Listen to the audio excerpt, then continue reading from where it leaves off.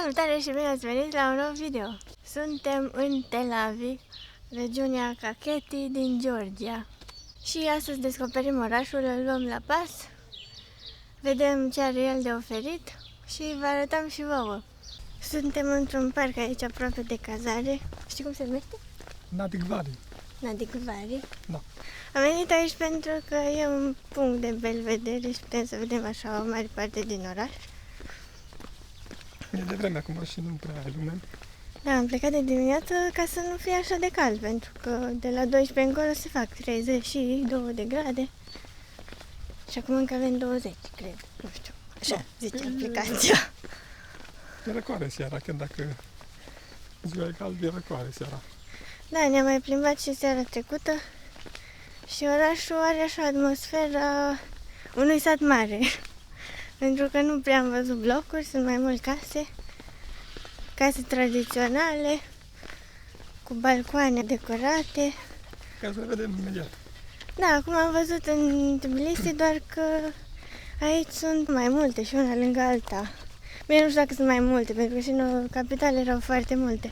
Dar acolo le vedea așa mai răsfirate. Aici sunt una lângă alta.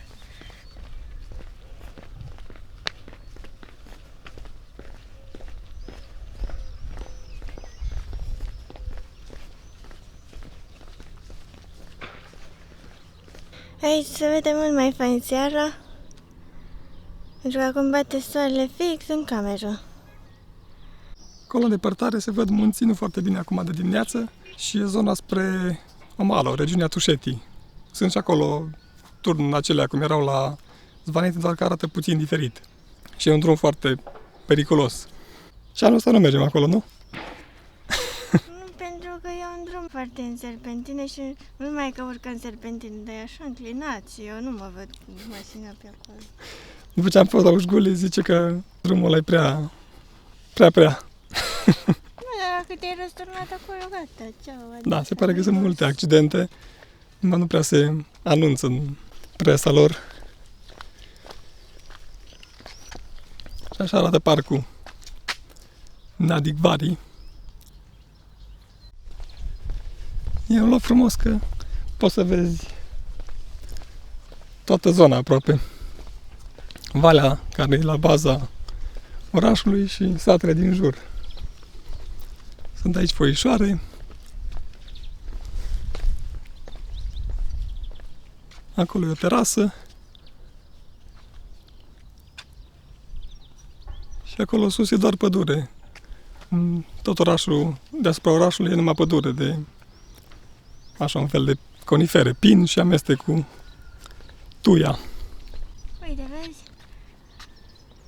Niciun bloc. Niciun bloc, da. Sunt doar blocuri în același vechi, din 1800 în centrul orașului. În rest, doar case.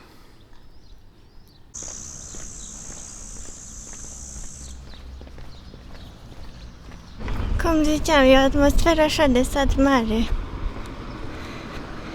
Și e plin de case din cărămidă și din piatră, cu balcon din lemn.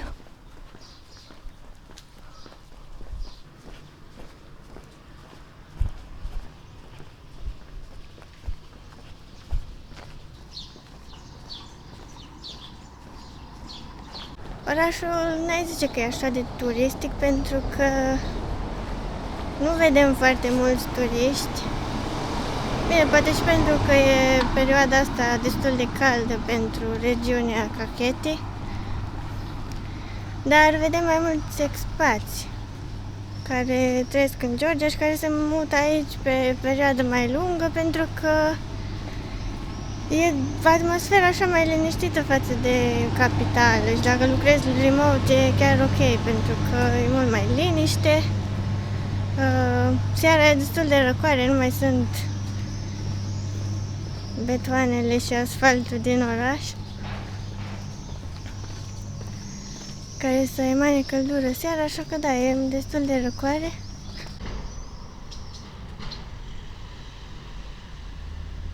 Tel Aviv e capitala regatului Kakheti, fostul regat, care a fost condus de Eracle al II-lea.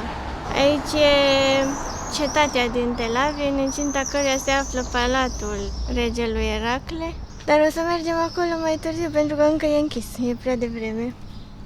Da, pe la 10 deschide. Tot. Indiferent că vrei să neață și parcurile naturale sau obiective naturale, doar la 10 se deschid. Păi da, oamenii sunt relaxați, de ce să se trezească de vreme? Chiar așa.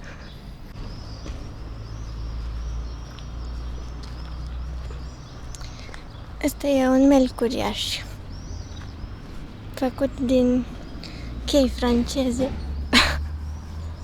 Am mai văzut și în Tbilisi un copac care era tot în stilul ăsta. Nu știu dacă e același artist. Dar da, au folosit cheile astea franceze.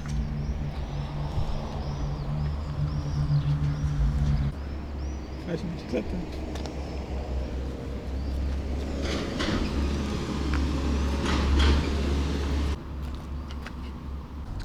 Și acum mergem spre un platan de 900 de ani. Era semnalizat în centrul orașului.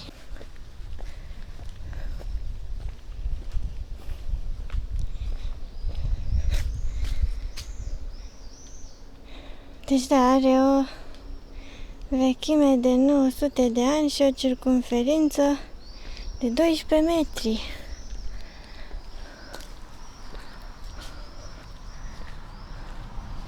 Și m-am uitat și seara trecută la el și chiar cred că are 12 metri. Du-te lângă copac să vedem diferența. Îți dai seama ce vechi e copacul ăsta? Și că a fost și pe timpul lui Lenin și cine mai fost pe aici? Nu mai mult. Nu, în 1100 aproape. Acum 900 de ani, cam așa, înseamnă 1100. Da. Am văzut că undeva, uite, asta e reprins. A, da. Ca să nu se desfacă tot, da. Are acolo creanga asta cea mai groasă e legată de cealaltă. Da, cu niște din alea de cauciuc și de metal. Da, păi îți dai seama ce greutate. Da, probabil că se rupea în două dacă... Ai că dincolo e scorbura aia foarte mare? Da, da, are o scorbură uriașă pe partea cealaltă. Nu mai e cer, e pătrat. Copac. Trunchiul.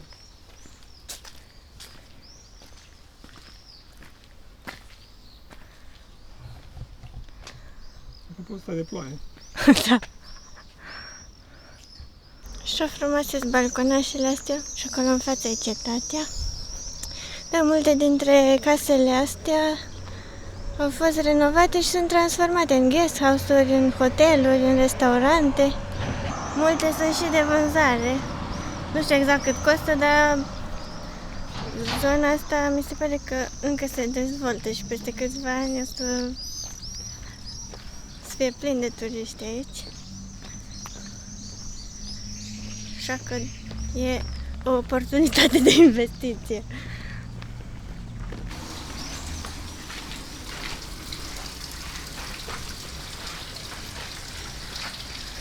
Asta e Fântâna Regală.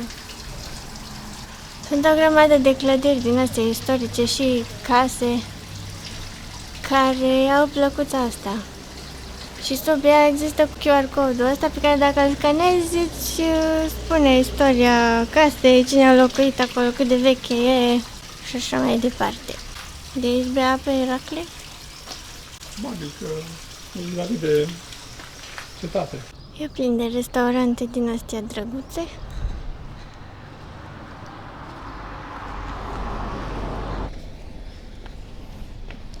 Și vasele în care ei făceau vinul, kvevri. Doar că acum le folosesc și în alte scopuri.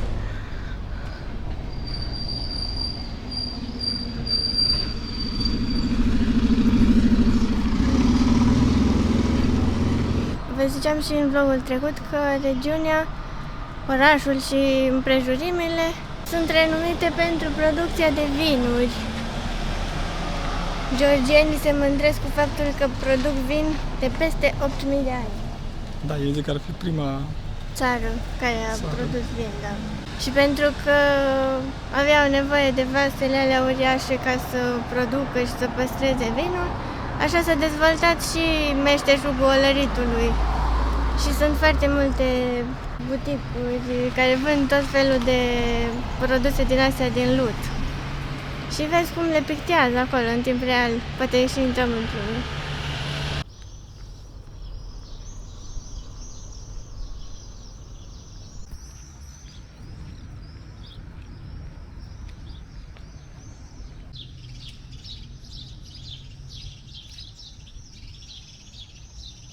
Aleea asta pe lângă zidurile cetății e foarte aglomerată seara.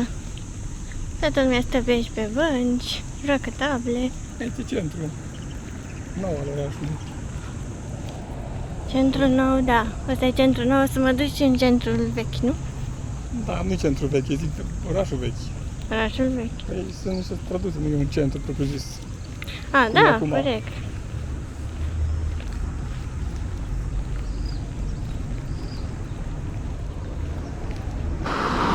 Acolo e ceva teatru sau casă de cultură și acolo e centru info. Clădirea aia foarte veche. E una dintre cele mai vechi din oraș, clădirea centrului info. Ai așa balconul de lemn și lângă e clădirea aceea care la ea îi place foarte mult. Se pare că asta e bloc cu balconul așa din sticlă și cu arhitectura asta frumoasă și ascultată. Da, după ce ne-am apropiat am văzut că au haine la uscat. Credeam că e vreun hotel, o ceva de birouri, Acolo nu scrie știu. pancartă de cred de când e clădirea. Da, arată foarte drăguț. Scrieți-ne în comentarii dacă ați mai văzut blocuri așa frumoase pe unde ați mai fost.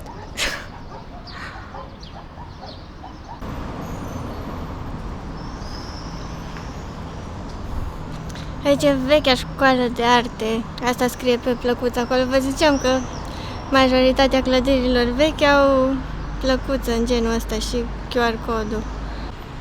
Uite, scrie acolo că faimosul pictor Telavian. Nu știu, acolo. Da, a făcut școală aici.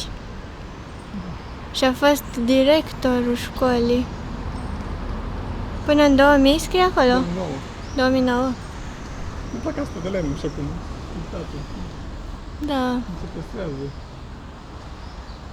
Chiar dacă, na, trecut mulți ani, dar se păstrează încă destul de bine. Da, majoritatea sunt din secolul XIX, așa scrie pe ele. Da.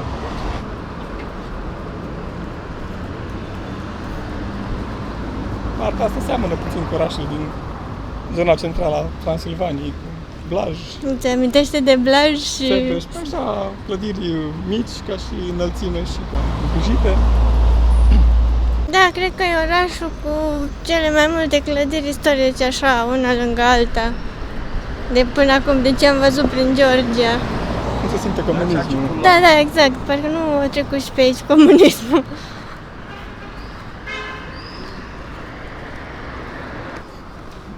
Uite, strada Eracle al doilea. Oh, ce scară interioară, așa, de lemn, masiv. Am văzut una, dar era închisă acolo.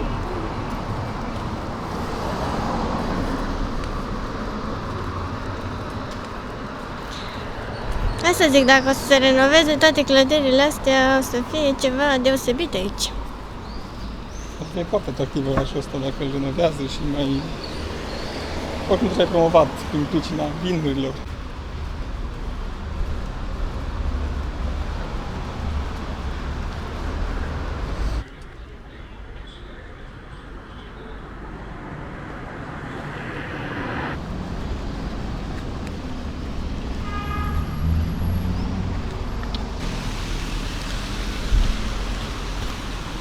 Încă o statuie stililor.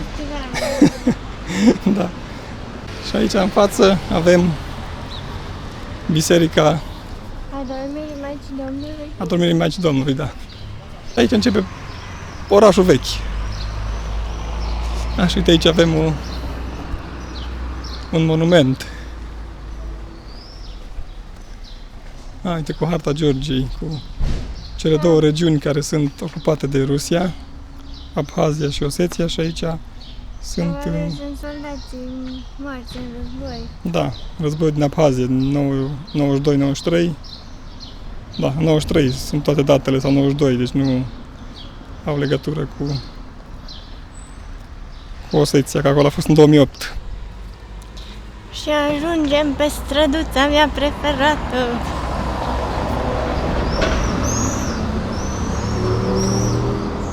Oameni cu decapotabilă. Îmi place pentru că sunt așa multe clădiri cu balcon, toate au balcon. Nu toate sunt renovate, da? Da, nu toate sunt renovate, dar pot fi renovate la un moment dat.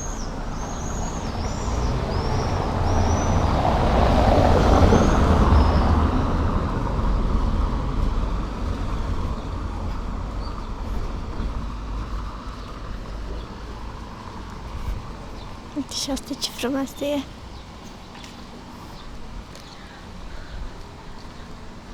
Și asta e unul din magazinele de care vă ziceam, doar că e închis.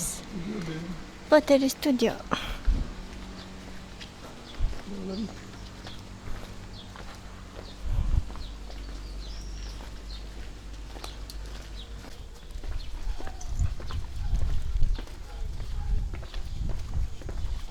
La plimbare cu căței.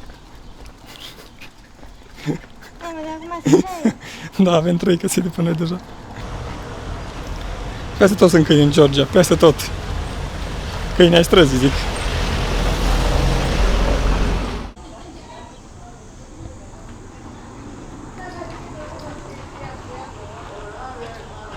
Mi-e așa ciudat să merg, să le filmez casele oamenilor, se uită așa.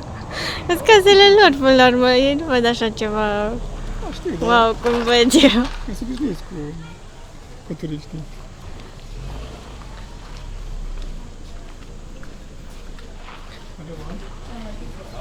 Să mergem, va. Știu și engleză unii. Păi bănuiesc că dacă mai au un magazin sau ceva, tot interacționează cu turiștii. Dar vedeți, toate casele au plăcuța asta.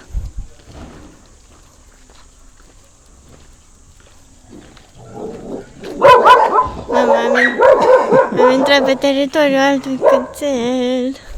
Dacă nu mi întreabă ce dăm câinii noștri. Păi nu sunt ai noștri, dar...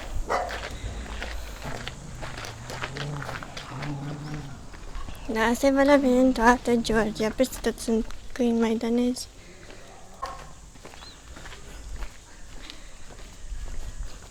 Vezi cum au balconul la același nivel, ai zice că poți să treci dintr-unul într-altul.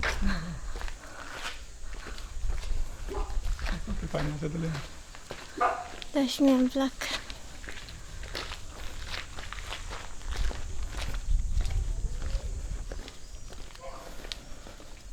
Hai să ne întoarcem. Gata. Aici undeva, da, se încheie strada. Vrem să intrăm în cetate pentru că acolo e și Palatul Regelui și arată destul de fain, aș vrea să-l văd. Orașul e destul de mic. Dacă e să te plimbi așa în zonele astea unde ai ce să vezi, în 2 ore ai terminat. Chiar și partea mai puțin turistică. Dintre casele alea obișnuite, să zic.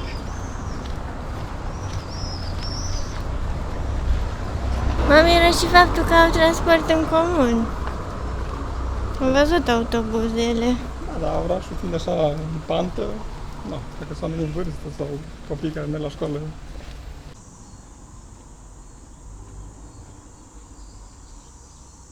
Mai sunt 2 turiști care așteaptă să intre.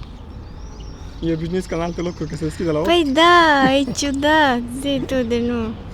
Hai la 9, dar Și la dacă 10. vrei să te duci să bei cafea sau ceai, n-ai unde. Da, da, păi ai văzut că acum Tot e închis, da. În afară de supermarketuri. Hai să intrăm la muzeu.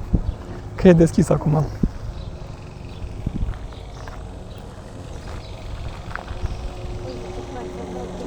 Da. Câta? Uite aici. Uite,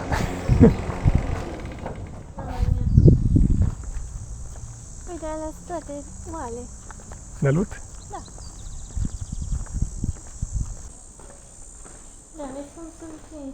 Da, cu Cu ceva structură arc. Da. Gard din ăla de sârmă și arc. Da, ieftin, 5 lari. 5 lari, da. Am aggiornato? Tu tickets?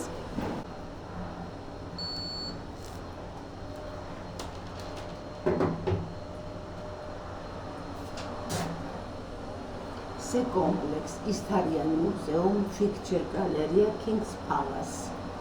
Ok.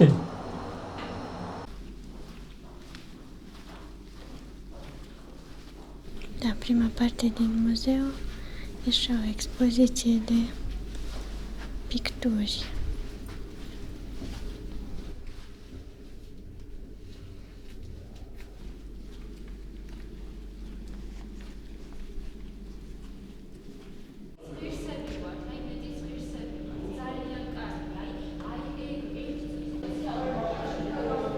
Și aici e colecția de vase din lut.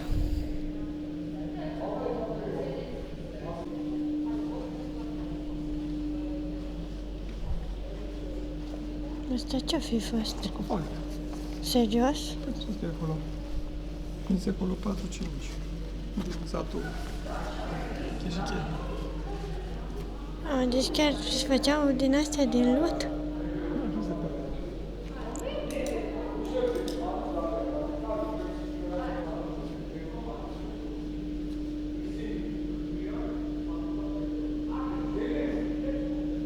Aici sunt medalii, cum primeau ei pentru vinuri încă din 1958 la Budapesta.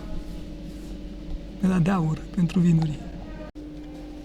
Asta seamănă cu costumele alea pe care le-am văzut la copiii care dansau în Mestia, da. Uite acolo. Așa arătau. Costumele alea cu perucă așa mare. Exact asta avea și statuia aia Da, de acolo, pe în bancă. În hotelul Altelade. Dacă știți ce este, lăsați în comentarii. Da, noi nu știm. Cred că o să Hai să caut pe scrie. net, dar nu știu ce. Se descrie Barel Organ, dar nu știu exact. Poate e un fel de ce acordeonul astăzi. Cred că da, uite, vezi că deține Care pe- niște, da, ține pe umăr. centuri. Și Da, dar vezi cum e așa ornamentat.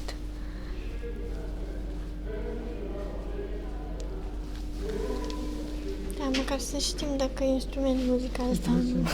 bancă, erau și bănci erau înainte. Wow, dar chiar din bambus? Da, bambus și Asta e bambus. material. Deci și puneau capătul metalic, Da. bambus e gol în interior și tapițau. Cel de perete din secolul 20.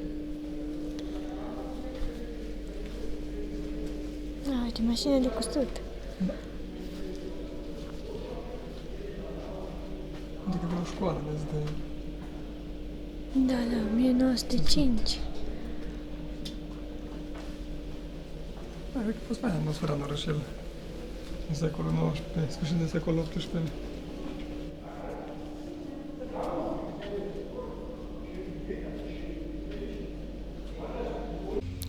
Și acum mergem să vedem Palatul Regal.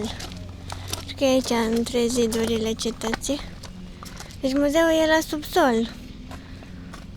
Amenajat. Super bun. Da.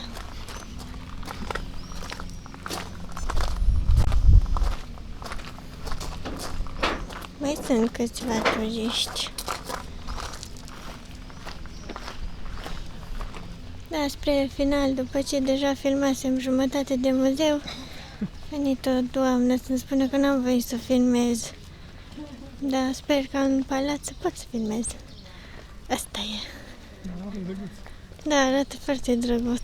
Aici s-a și născut și aici a și murit regele. Da, vezi că nu e genul ăla de palat care să fie așa pompos. Uite, vezi, are... Pe interior, da, are ferestre din astea colorate. Doar pe interior se văd așa colorate, sunt foarte minuțios lucrate.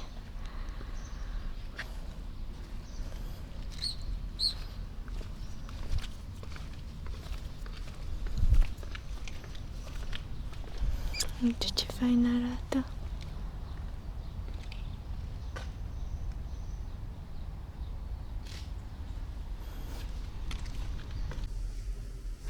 Astea sunt ferestrele colorate de care zicea. Uite, asta era biroul lui. Avea ochelari de Harry Potter și scria cu pană. Ce-mi plac ferestrele astea. Așa erau și la casa caleidoscopului pe care am vrut să o văd în Tbilisi, doar că n-am putut intra.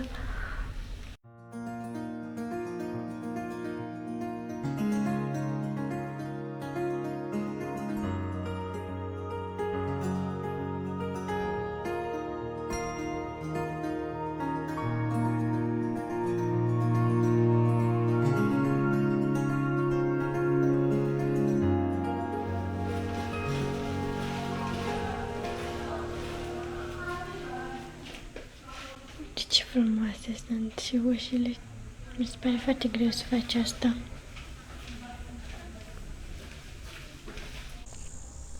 Sunt foarte multe palate de genul ăsta în zonă și au fost transformate în crame, vinării. Sunt așa în mijlocul... Podgoriilor. Da, în mijlocul podgoriilor. E și o bisericuță aici. Două, nu-mi dau seama.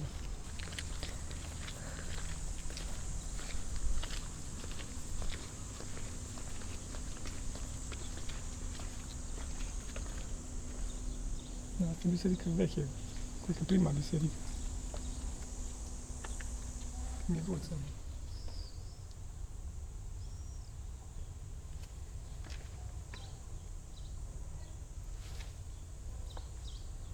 Nu-i pictată, nu? Nu mai are. Adică nu știu dacă a avut picturi sau... Tot complexul ăsta e de prin secolul XVIII, adică... Regele era născut prin 1700 și ceva și a murit pe la sfârșitul secolului XVIII.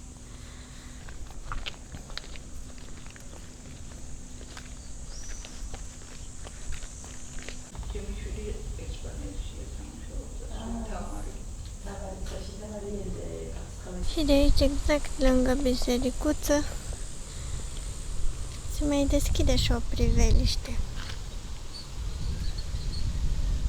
Care arată valea înspre zona Kakheti.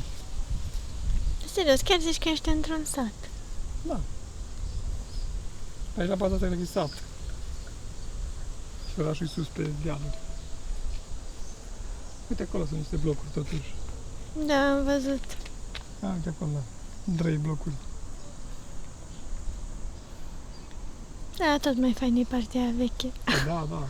Da, eram curios dacă sunt zone cu mai multe blocuri sau nu. Că, da, mă gândeam că tot a fost un pic de comuniști pe aici. Da. Dar mai puțin. Arată frumos complexul ăsta. Da, merită, adică pentru 5 lari ai inclus și muzeu și poți plătești și bilet cu ghid, dacă e interesat cineva să afle toată povestea mai pe larg. Am zis franceză, engleză, georgiană și rusă. Da, erau doamnele la intrare care erau ghizi. Se fac excursii de o zi din Tbilisi, pentru că e destul de aproape, adică... 80 km. Da. Da, 80 km și te pleci la crame, la degustat de vinuri, dacă vrei. Păi de asta vine lumea aici. Capitala vinului în Georgia. Da, poate să reușim și noi să vizităm vreo... Încercăm, să mergem la... Podgorie. De asta nu mergem la crame și asta că nu suntem pasionați de alcool. Să zic așa. Cam asta a fost ziua noastră în Tel Aviv. Sperăm că v-a plăcut și că ați descoperit un orășel care poate fi o destinație dacă veniți în Georgia. Da, e foarte liniștit, ai ce să vezi. Pentru cine e pasionat de vinuri, e plin de vinării peste tot. Lumea stă și bea vin seara. Vă mulțumim că v-ați uitat și ne vedem în următorul video.